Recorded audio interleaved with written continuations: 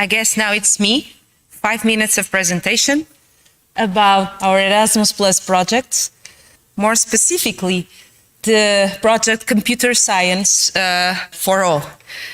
We are doing this because we love teachers, like a lot of people said today. And the aim of this project, together with 2 more partners in UK and Denmark, is to design a curriculum for teachers and educators to teach our students. First of all, in a national way. Second, in an international way, because this is an European Union project. And hopefully for other countries in the world.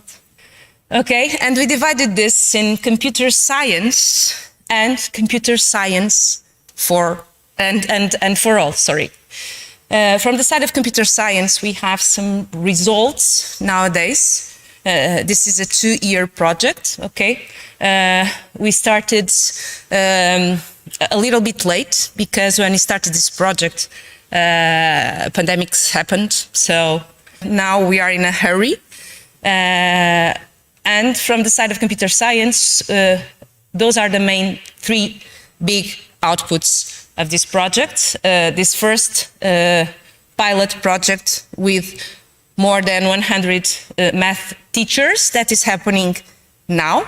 We had, I don't know how many, a lot of webinars, 25, I don't know, 30, with all those teachers looking, of course, to the contents, not only to the contents for the students, but also how are we going to prepare our teachers, our mathematics teachers, our primary school teachers to teach computational thinking, to teach computer science, okay, in K-12. So that's our main concern here. The second output that we are also putting in practice is this huge roadshow that will begin in April. We targeted more than 1,000 students, 13 schools all over, and more than 200 teachers and educators will also be involved in this huge roadshow that we will manage all over the country. And the third pilot regarding the content started 2 years ago. In those, first of all, in 3 schools. Now we are acting in 7 schools. We have more than 1,000 students. We have also a community, and thank you because you are also here, of 15 master teachers that are helping us not only teaching the students at school, but also helping us to design what will be the contents to our students and to our teachers also. And we are working nowadays with around 35 teachers and educators in those 7 schools. Most of them are in Porto and around Porto. Our aim is to spread to Portugal, because this is a national project. In the next year, in the next school year, and we plan to reach around 25 schools all over the country. Okay, here you can see the for all. Okay, the part of the project that is for all. And the aim here is, of course, to create this MOOC, this massive open online course focused on teaching the teachers. And we are working very deeply on this. I told you there's something here that makes us really proud also, because during all these years of work, we have been in touch with different kind of countries.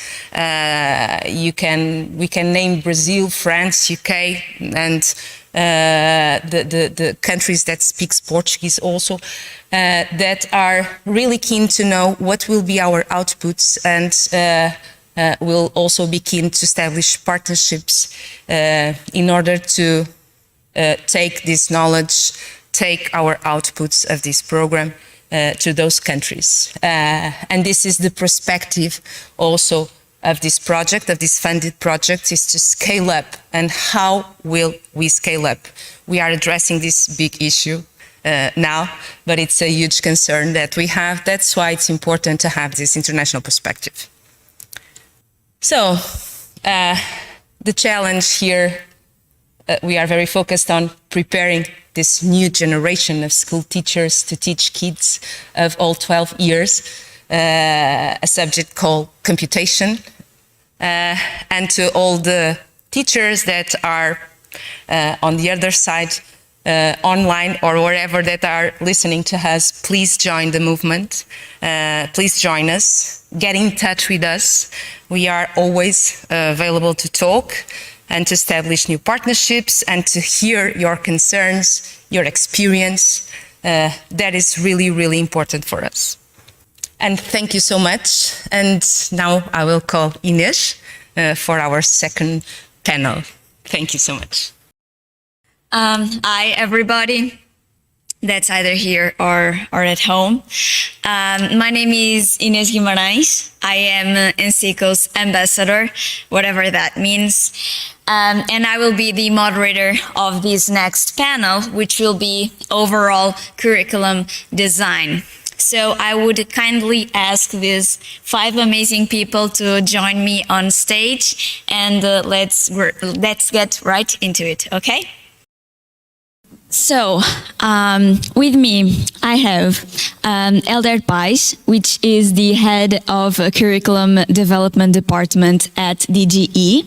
I have Bibi Groot, which is an honorary research fellow at UCL Institute of Education. Mónica Vieira, the general coordinator at Teresa and Alexandre Soares dos Santos Iniciativa Educação.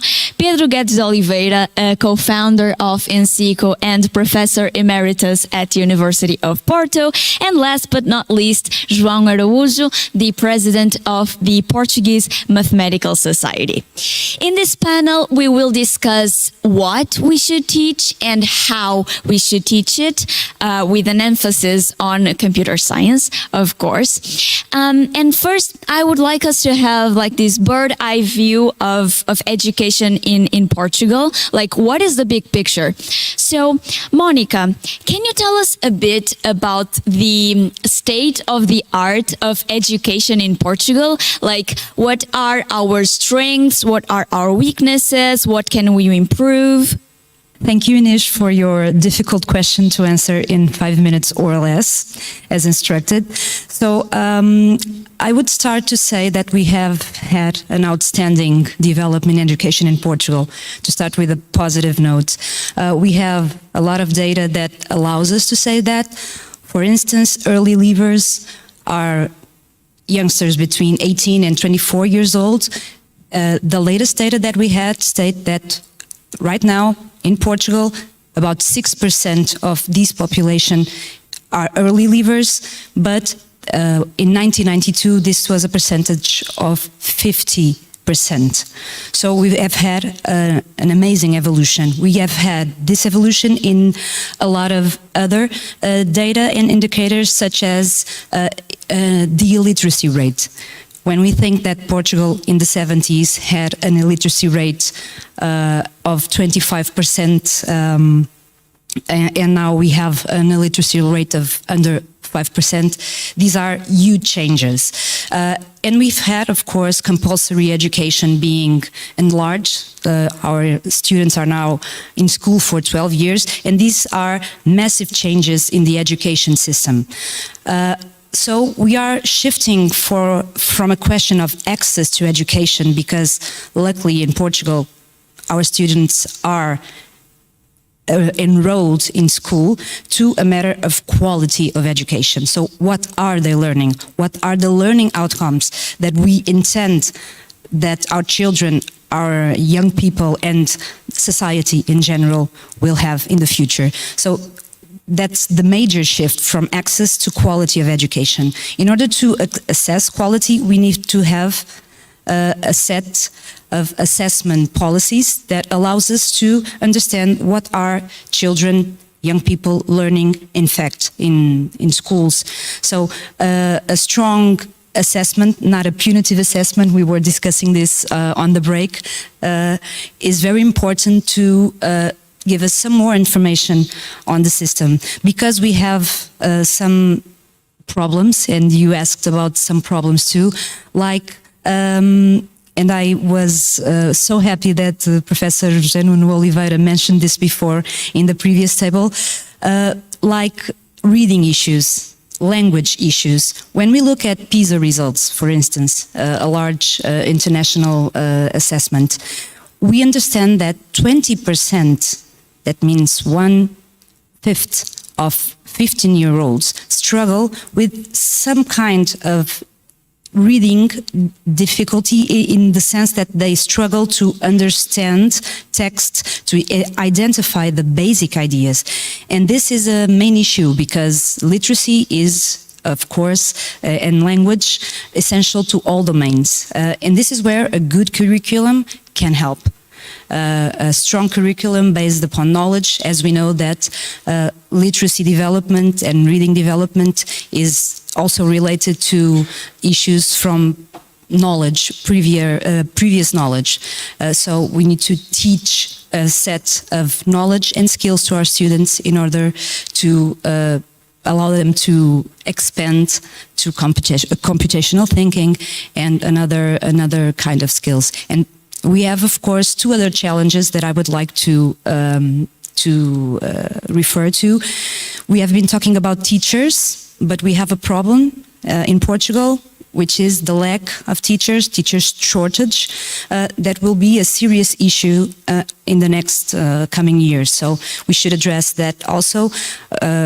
I agree that we should love our teachers, as we heard before, but we need to have teachers in schools, and that's also a challenge.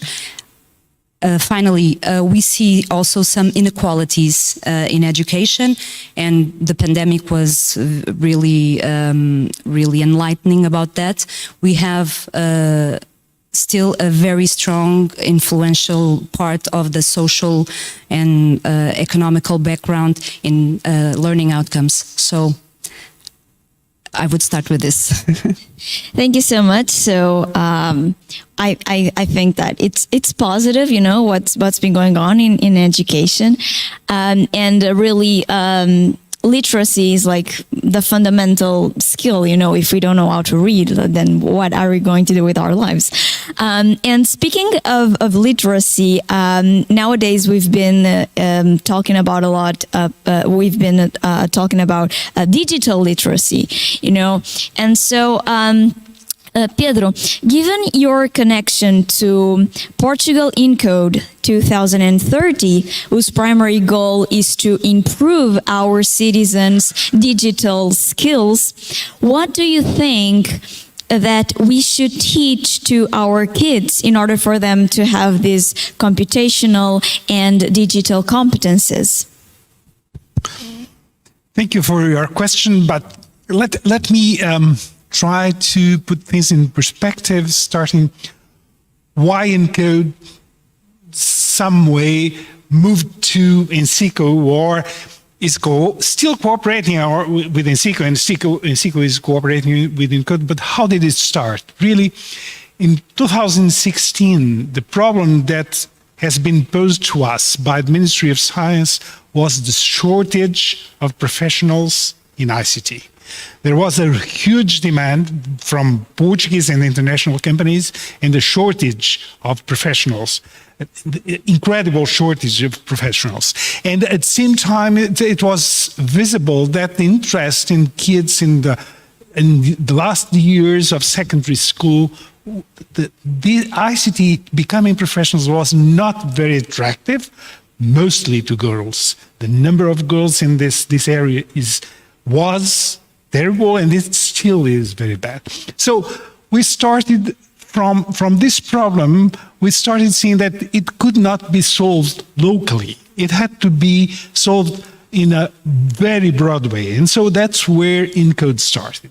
And ENCODE had 5 main axes, main lines of action that started with inclusion, because we cannot discard people that are not in the school system anymore, that are older and have to live in a digital world.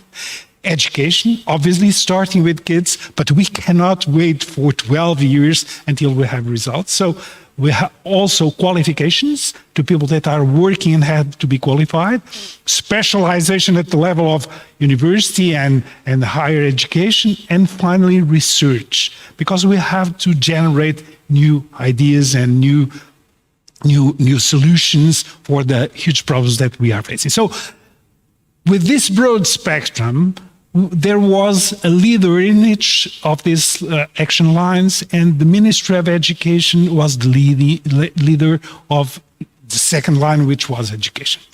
But at the same time, we recognize something that Simon Peyton-John said, that the ministry is such a heavy machine that to have the civil society working in parallel and feeding it and cooperating was essential. And that's when we started thinking, and Luís Neves had a leading role in this, and ENSICO came afterwards. But what could we do with children from very early ages to bring them to computational thinking? At a time that in Portugal, we only spoke of ICT, technologies, and so mostly skills, and even those skills were mostly very basic skills. PowerPoint, Excel at a very light level, Word, this type of thing.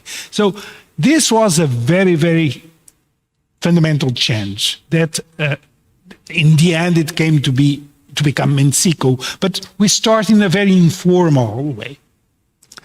And so what should be done? And I'm definitely not the best person to say what are the fundamental concepts. Several people have said it. Zenon said it very well. Simon said it very well.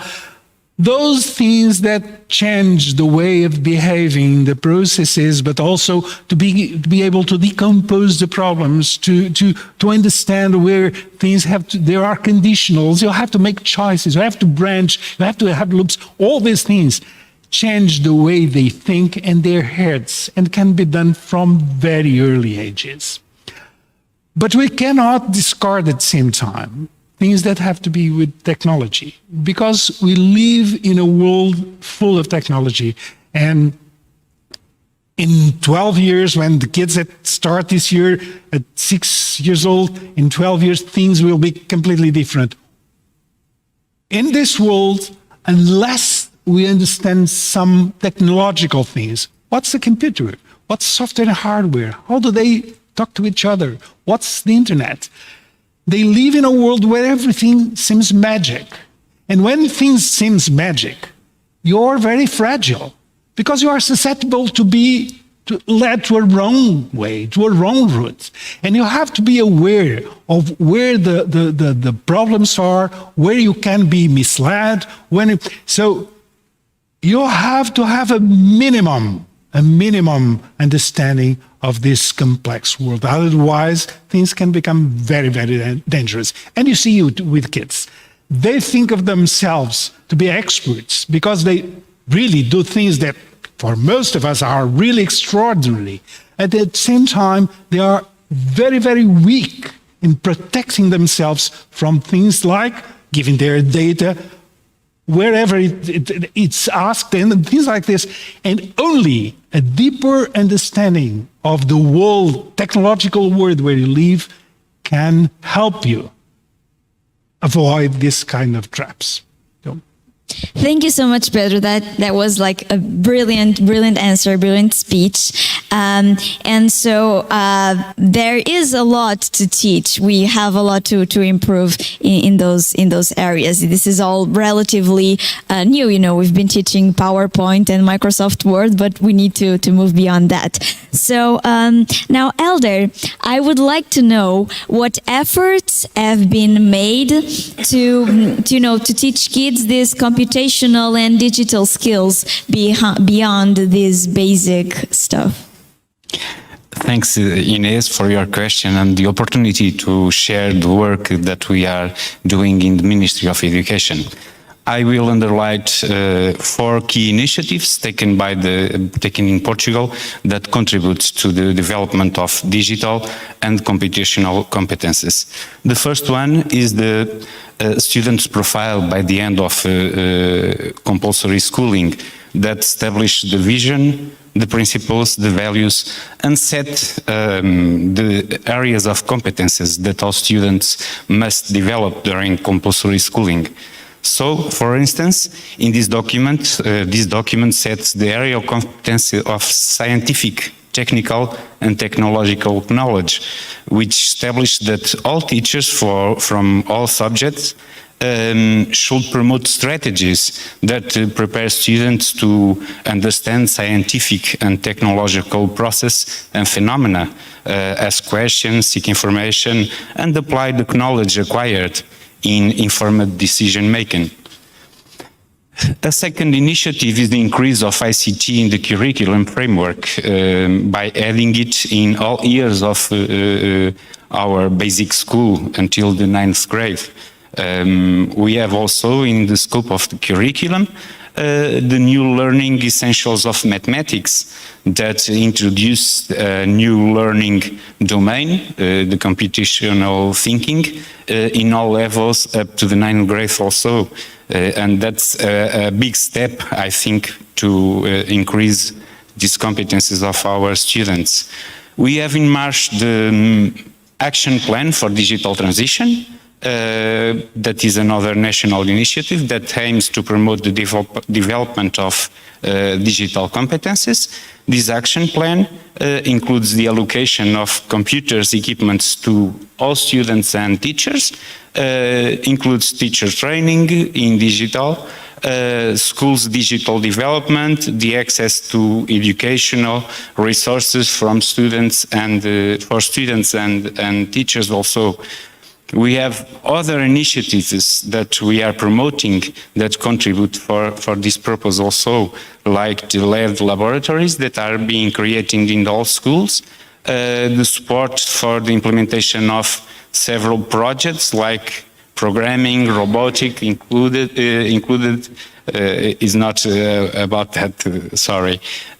We have also a pilot project in promoting the digital textbooks for students that is in March right now. Well, I think that's are the main strategies or measures that we are taking in place. I think that it's a lot to do, but I think that we have given several steps in the right direction. We are not just about ICT, Excel, PowerPoint, but our framework, our curriculum sets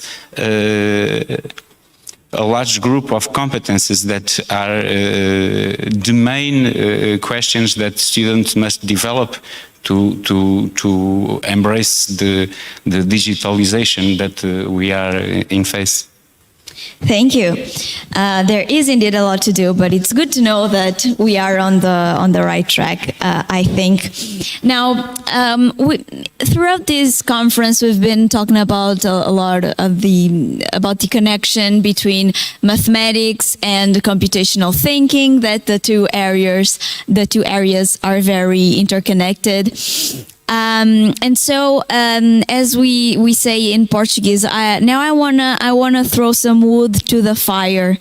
João Araújo, I would like to know your opinion about something. So, do you think that computational thinking or computer science should be part of mathematics programs, or would it be more beneficial to create a new subject entirely focused on computational thinking? Okay, thank you very much. It's a pleasure to be here. I will reply to your question with a line taken from that great expert in education, which is the British writer Jane Austen. In a moment, a character asks the other, "Will you marry me?" And the other say, "Yes, yes, 1,000 times yes." So, do you think computer science should be taught from kindergarten to high school? Yes, yes, 1,000 times yes. Do you think it should be embedded in mathematics? No, no, 1,000 times no. Okay, why? Well, first we can pick another line from that great expert in mathematics called Robert Schumann, a German musician, that when he was young, he was very unsure whether he should go for music or proceed as a writer. At a certain point he said, "I must decide for one because I feel like someone that tries to sit at the same time in two benches and falls down on the ground." And this is exactly the same. It's not possible to sit on two different benches and try to avoid fall down on the ground.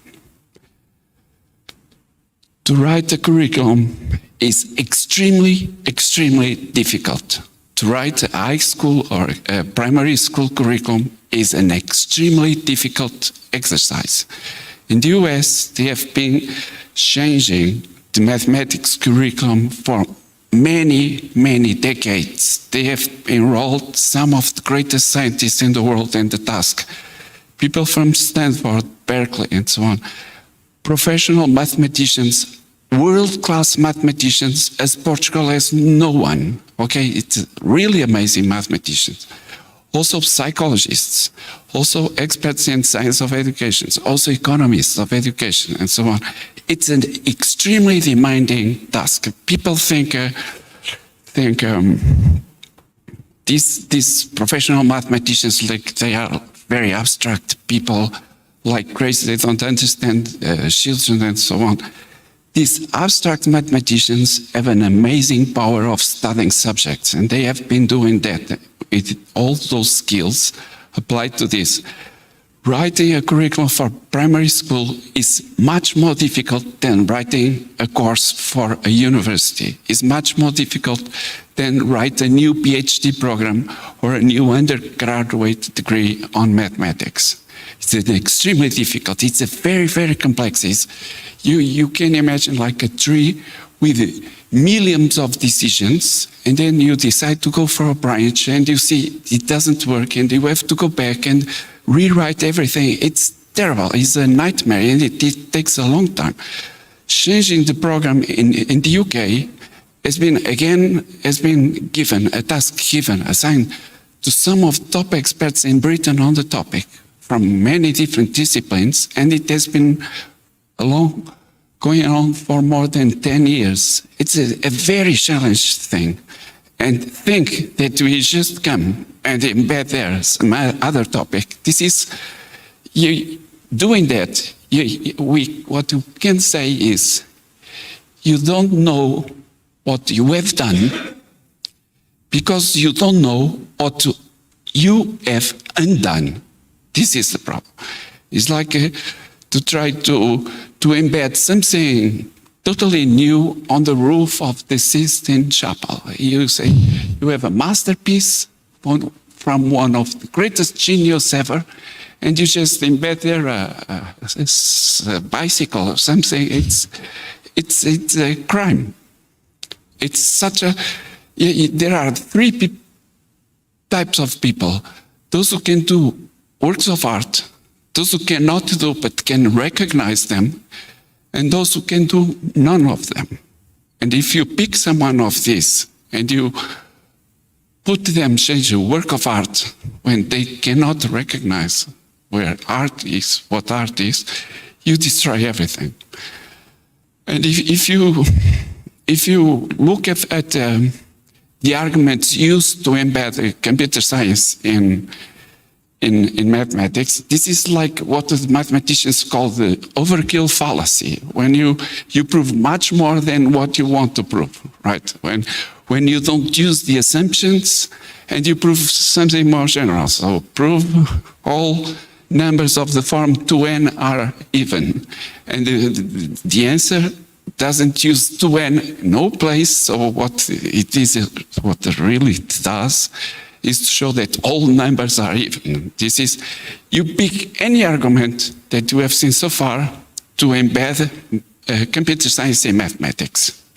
Change computer science by physics or economy or anything else, and you will get an argument again. So ultimately, you will have everything embedded in mathematics. This is not us. And moreover, computer science has been a discovery of great mathematicians, the best mathematicians of the history, Turing, von Neumann, and so on.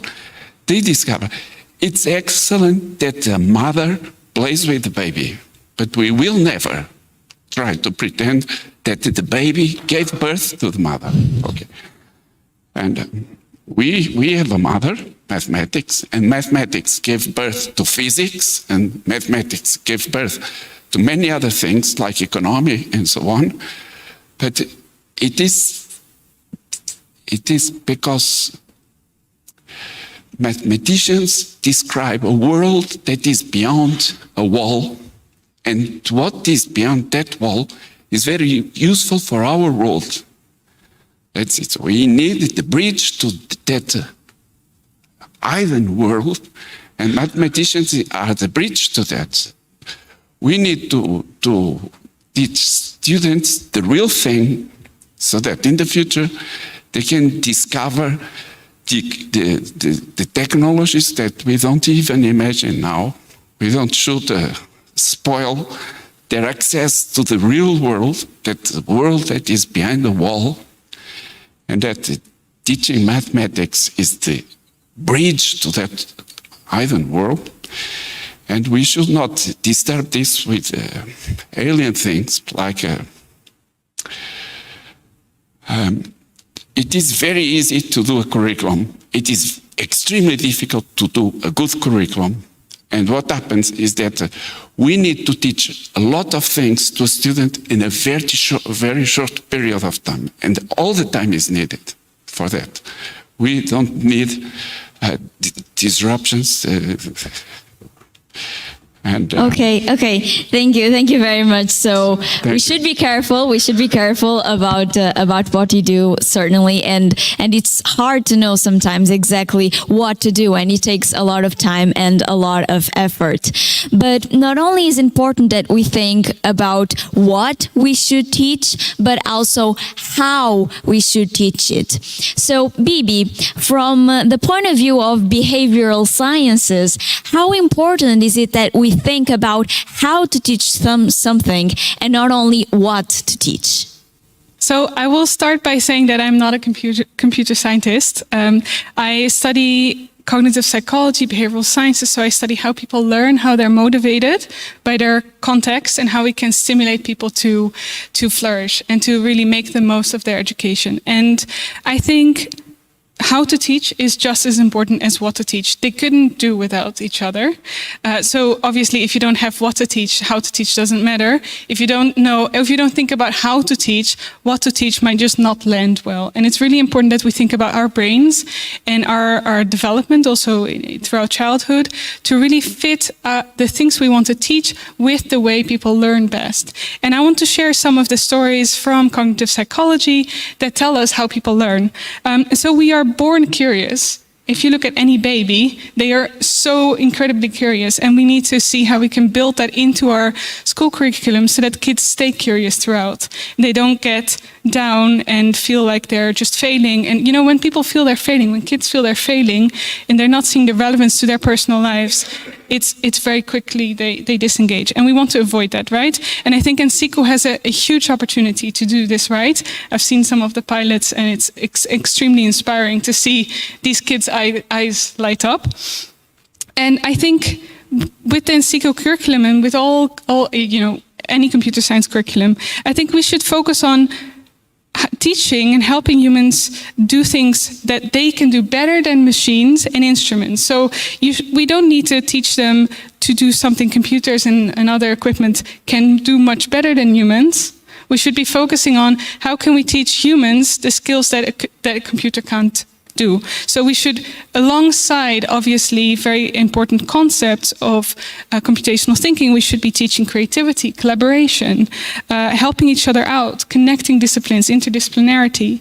And the tools that we use for teaching nowadays are sometimes not very based on the latest science on cognitive psychology. So we focus very much on teaching, not so much on learning. And those are two very different things. So learning, for example, memorization, rote memorization, memorizing facts is not a good way to learn. If you want to memorize very complex concepts and you want to combine them into new knowledge, you should instead learn through, for example, teaching. It's ironic. Teaching something is a much better way of learning than listening to something, right? So I wanted to share one experiment which was done in the US, a randomized control trial, so it has a control group and it has an experimental group. And there's two groups. One, they ask students to explain something to another kid, to really tell them about their experience. And the other one, they just hear someone else talk. And the children that were asked to explain those concepts did much better in school, so their grades went up. They also felt much more motivated. So it's this virtuous cycle of needing to explain something, feeling more motivated. And the reason that explaining something helps you is actually something called, it's retrieval. So memory retrieval, the way that our brains work is, if you learn something, it goes to your short-term memory. If you then retrieve it back from your short-term memory and ask to think about how to explain it, so you're kind of trying to understand how the other person might think, how you might need to explain best, you're going through really complex processes. And by going through those processes, you're recycling all of that information in your brain, going into your long-term memory, and it's a much more powerful way to learn.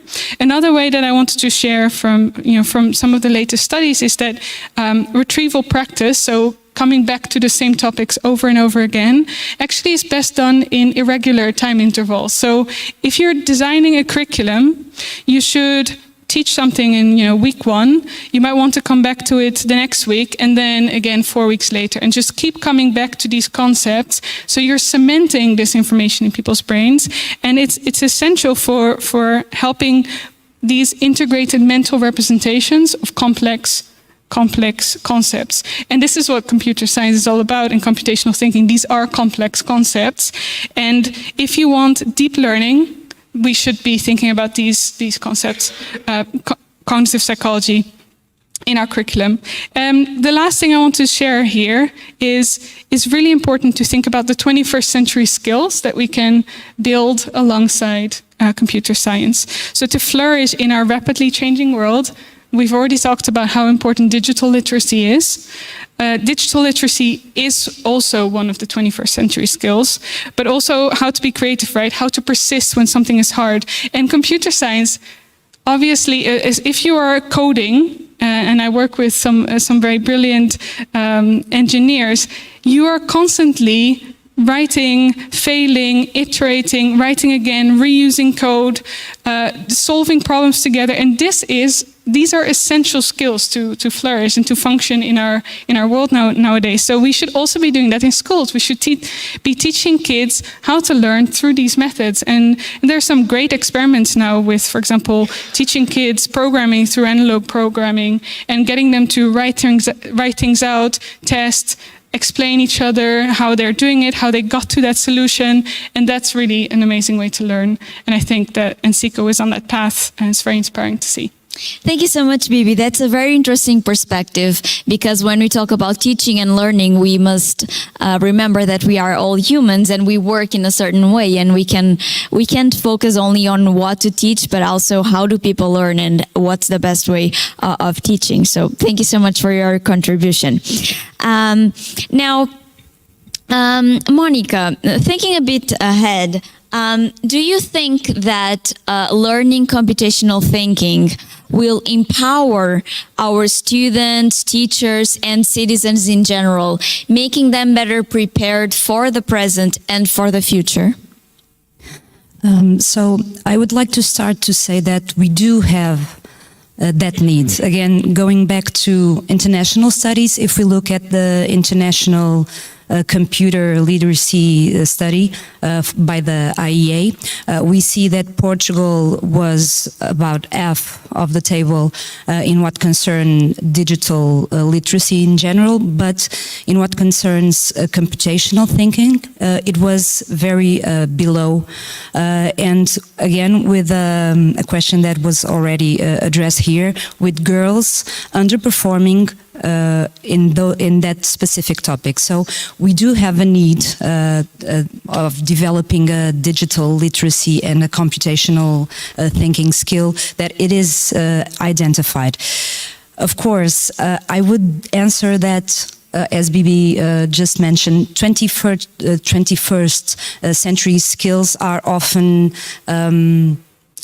talked when we talk about digital literacy and when we talk about learning, but I would say that we have to observe with a bit of a precaution or caution about these concepts, because we cannot teach 21st century skills without a strong knowledge base, meaning that these skills are not constructed within a content void. So we need to address, and Bibi just told us about the cognitive psychology approach, which is very interesting, but we need to actually think about the curriculum as a construction that will have to respect the cognitive psychology that we now know so much more about how the brain works, how to better organize teaching and curriculum. And as João was previously saying, it is a very, very difficult task to build a good curriculum, not to cause a curriculum overload in which you want to teach everything to everyone, but you don't have the time to.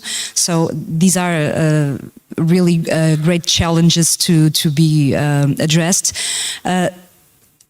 Of course, computational thinking, digital literacy are essential in a fast-paced, changing world. So, of course, they will empower our children, young people, society.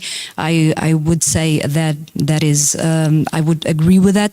But I would also like to say that we have to have some caution when we talk about 21st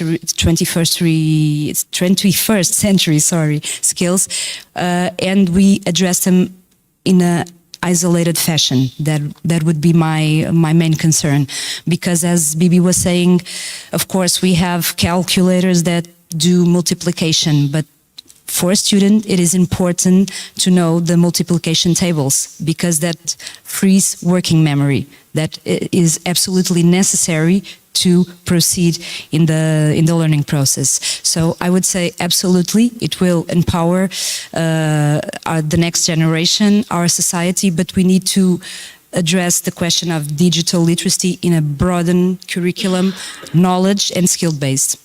Great answer, Mónica. Thank you. So designing a curriculum really is hard, but assuming that we can do a good job regarding that, João, if we actually get to implement a computer science course, what do you think will be the impact in mathematics? Will students' results improve? Will it have a positive effect on math? Will it do nothing? And how do you think math teachers will react to that reality? Okay, the impact I think will be great, as teaching music has a great impact on the performance in mathematics and so on, you know. consistently the school in Portugal that has the deepest commitment to teaching music, which is the Academy at Santa Cecilia, ranks on top of the achievement on mathematics and many others. When you start playing with computers, you immediately start to see mathematics under a new light, and this is great. And certainly there will be impact anytime you show students what depth is in something, they get what depth is in anything. So if you get students to learn what is depth in computer science, they will understand what is depth in mathematics or in music and so on. That's why typically a great scientist in some topic is also a great expert in many other topics like music, literature, and so on. So that will be great, no doubt about that. We will have, I'm certain, in the future, a great impact of computer-assisted education, and mathematics will benefit from that. Computer-assisted education. This is totally different from teaching computer science and mathematics, okay? And as I hope I'll made it very clear. How teachers will react. Well, it will be wonderful if we have a new discipline on computer science in school. That will be wonderful, great, and needed. I remember when I had to do my identity card for the first time, I arrived in the bureau and there were lots of people filling forms for those who could not read, who could not write. Okay, many people were there to help those who could not read. But many people today cannot read, cannot write computers. Okay, and we are a kind of analphabets, and we have to teach them at schools. No doubt about that. But how teachers, if you try to embed computer science in mathematics, well, I must say that the result is not going to be good. Teachers are for many years, not for 6 or 7 or 10 years, for many years, on the verge of despair. They have terrible conditions now. This year, there will be 200 mathematics teachers retiring by age. But there will be maybe 400 teachers retiring because they are fed up with the system, with everything they have to do that involves everything but teaching. And this should be addressed because this is a very important problem. Moreover, we have less than 60 students preparing in the master, preparing to be teachers. So we will have a terrible problem of teachers of mathematics. If you are going to give them extra tasks and so on top of evaluations of themselves and so on, many tasks that should be avoided. Even worse, we have the number of people entering on mathematics degrees is defined by the government. It is about 20 in every faculty that has mathematics, about 20 per year. We are in dire need of mathematics teachers. Why is this? Why we put the limit on 20 when we need 100? They pay to enroll in the master's student. We need them. I receive almost every day requests for mathematics teachers, and they are offering as first job more than 2,500 euros per month, first job. Maybe in the UK this is nothing, maybe in the US this is nothing, but in Portugal this is a lot of money. And why they are offering these salaries? Because we are in dire need of teachers that know how to teach mathematics, that have a good curriculum to teach mathematics, and that are very happy teaching mathematics. Thank you, João. We do have many obstacles in front of us, and we are really discussing a very difficult subject. And so, since we are talking about now the problems that we are about to face, Hélder, can you tell us a bit of what obstacles we should expect when we talk about redesigning the overall curriculum? The first thing I must say is it's in fact very difficult to do a curriculum. It's very easy to say what we must edit. It's very hard to say what we're going to take out. And that's the main problem. Portuguese students are also already the students in Europe that have more time in school, or are one of the that have more time in school, and that's a problem because any change must change with something. We believe that the integration of new knowledge is the base to do it, not the atomization of new disciplines or new subjects that will create more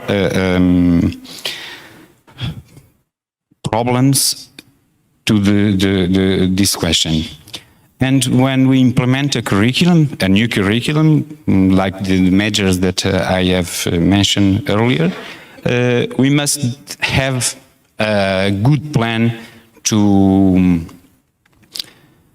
ownership schools and teachers of that kind of measures. Take them to them and promote that they are the true actors of their development. We have also to have some concrete measures. We are talking about teachers. We need effective teachers training with good quality. We need to pilot some of our changes in curriculum. That's what we are doing in the learning essentials of mathematics. We are this year piloting with 8 schools from the 1st to the 9th grade the implementation of the new curriculum. We will see the difficulties. We will see what kind of training we need to do with the mathematical teachers and the first cycle teachers, primary teachers, to do it so. We need to have a good process of monitorization of the implementation of all these measures. We have some studies made by academics that tell us, give us some recommendations, that set some conclusions that will be the starting point of the new measures that we will that we must take in place. We also have a national structure with regional, local teams that are accompanying the schools, supporting schools with training, with promoting, networking, sharing practices between them to see where are the good practices and trying to maintain the focus on the development of the 20th century skills that we all agreed they are needed. Yes, there are not development of competence without knowledge. We need a strong component of knowledge, but it's not enough.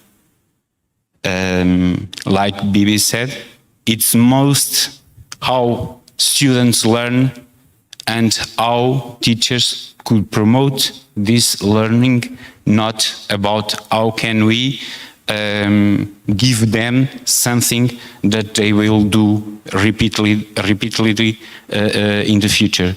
And that's a big task because the curriculum, of course, will change or will influence what is happening in our classes. Thank you, Hélder. Since we are talking about this relationship between teachers and students and teaching and learning, I think we are all aware that nowadays students do not have motivation to learn and teachers do not have motivation to teach. Like, that's a big problem. So, Bibi, can you tell us some of the key factors that allow us to solve these problems? Because sometimes students are so uninterested that they misbehave and they don't respect the teachers, and so the teachers get frustrated and don't want to teach, and it's all a big mess. So how should we address these issues? Thank you, Inês. So I would like to start by saying that I think teachers are motivated to teach and students are motivated to learn. But what we're seeing is that it's quite hard to keep the engagement up when there's so much that they have to be learning, and unfortunately there are a lot of structural factors that are making it hard to learn. And I'm talking here about like home environment, society around us. Pandemic has resulted in huge amounts of mental health issues. There's a lot of structural issues. I'm not going to talk about the structural issues here. I'm also not going to talk about the structural issues for teachers because there's a lot and we've already gone into them a bit. I would like to talk about motivation theory because that's my field. So if you think about what motivates someone in any area, there is a theory that's called self-determination theory, and it's studied by many researchers all over the world. And there's 3 basic psychological needs that anyone needs fulfilled to function optimally. And those are autonomy, competence, and relatedness. So autonomy, you need to feel a sense of having some choice over what you learn, how you learn, or when you learn. And for that sense of autonomy, you feel like you have some, you're not pushed into something, you're not following, you're not punished if you don't do something, you have some freedom. Competence is about having this perfect mix between it's challenging, but not too challenging, and it's also not too easy, right? So there's a researcher called Vygotsky, very famous, who came up with this idea of zone of proximal development. And so any child needs to be in this zone where they are challenged, and it's the teacher's role to put them in that zone, to challenge them and give them that support, but also give them that independence. And with that, they give them that sense of both autonomy and competence. And the third element is relatedness. We are social animals. We all evolved with a massive social brain, and we learn best not in isolation. We learn best when we communicate, when we learn together, when we problem solve, when we are creative together. That's where our most beautiful innovations come along. So we need to create also the opportunity in classrooms to feel belonging, to feel supported and feel connected. Now, classrooms often are places where there's a lot of relationships going on, kids going off topic, but actually we can use the kids in sort of implicit need to talk to each other all the time, actually towards projects, right? So problem-based learning or project-based learning, where children are set a challenge, they themselves can come up with some of the solutions, so they get that sense of autonomy, they get the sense of competence, and they get that sense of relatedness. So I think that's a beautiful theory that we should use in curriculum design. There's maybe 1 or 2 experiments I would love to highlight that can also tell us a lot about motivation and how we should move towards supporting motivation in our curriculum. So there's 2 different types of goals that you can have to learn. One of them is a performance goal and the other one is a mastery goal. This is not learning only in school, it's learning anything. Learning how to cook or, completing a master's, whatever you want to learn. You can learn something because you want to do better than someone else, or because you want to make your parents proud, or because you want to get a prize at the end of something, or you can learn something because it's intrinsically motivating to you, because you want to become a scientist, or because you want to solve a problem that you see in the world. Now, that second goal, the mastery goal, is so much more powerful for anyone. Your intrinsic motivation pushes you so much harder, and we can actually stimulate children to create mastery goals rather than performance goals. So that's really, there's a lot of experiments done. There are small things you can do in your curriculum design to encourage them to come up with these mastery goals. And they can be supported, for example, in reflection exercises. So in your curriculum design, we should build in lots of opportunities for reflection, where children think about why are they doing this? Why is this relevant to their life? What could they achieve through this learning? Making it relevant, talking about it, and that can help create that sense. And then I also, to conclude, the research on growth mindset. So teach students that to struggle is to learn. Make mistakes, make errors is literally the only way to learn. It's a very effective way to overcome your misconceptions, to understand where you're missing the basic foundations. And unfortunately, our society, and I'm not saying that this is a new problem. This is, Aristotle already talked about this, that kids have a hard time to learn. So this is not new, but we're rewarding small wins, and we're rewarding looking like you know everything, rather than actually struggling to know things. And what happens is that if you see, for example, these TikTok stars or Instagram stars, it's like these people have natural ability. They just got to be good at this, and I don't have that talent. If you create a sense of growth mindset, you understand that you can be or learn anything if you work towards it. So there's this idea between a fixed mindset, which is you have natural ability or talent. For example, a lot of kids think, oh, maths is not for me. I just don't have that talent. But you can move them through a growth mindset, which is, if I just work hard towards it, I can learn. And that sense of growth mindset is extremely powerful. They're more motivated to learn, these children that have a growth mindset, and they do better than students who think their ability is fixed. And this is not just in schools. Also, growth mindset is extremely predictive of success in working life. So again, encouraging students to reflect on, write about, apply these topics that they're learning in their life, and see struggles as failures, and failures as a frustrating but extremely necessary part of learning. Thank you. So Thank you so much, Bibi. Thank you. We are really almost running out of time, but to finish, I would like to jump a bit into the future. And so let's imagine that we have reached a point where students are learning computational thinking and other 21st century skills. So let's imagine that ENSICO was very successful. We were very successful in our mission, and this is a reality. Pedro, how do you think our country would change if this became a reality? So if we actually could renovate the curriculum and implement computational thinking and all those new skills, what would be the impact on our country, on society, on the way that we live? Well, we would have filled part of the necessary condition for success, but not definitely the universal panacea. One of the dangers of those words like digitization, digital, everything, it's appropriated by people because they look modern, it's fashionable. It's like you were saying, people that don't paint, don't recognize the art, but still are involved. And this is a real danger. And it's also dangerous for people that know things without depth, because nowadays you have lots of tools to use machine learning. But if you are not careful with data, it's what we know, garbage in, garbage out. And then people seem to be using those type of things and want to push them.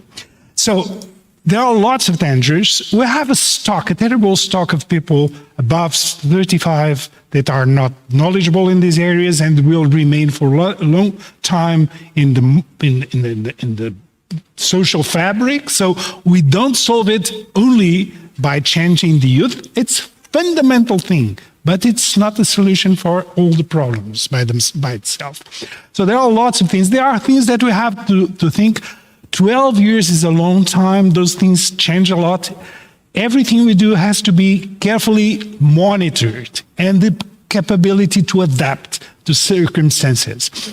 Someone also has spoken of another thing, which is when and how are we going to offer different pathways for different cohorts? Are we thinking of one only track for anyone? Some will be professionals, some will prefer to go to social sciences or other fields. When and how we will have different pathways and let people choose and follow. So there are lots of problems. This is a fundamental condition, but don't imagine it will be the solution for the country per se. Thank you so much. So I think to sum up all these brilliant answers, change is hard, but it is necessary. And so let's hope for the best and let's all work together towards a better future. I would like a big round of applause to these 5 amazing people. Thank you so much for being here.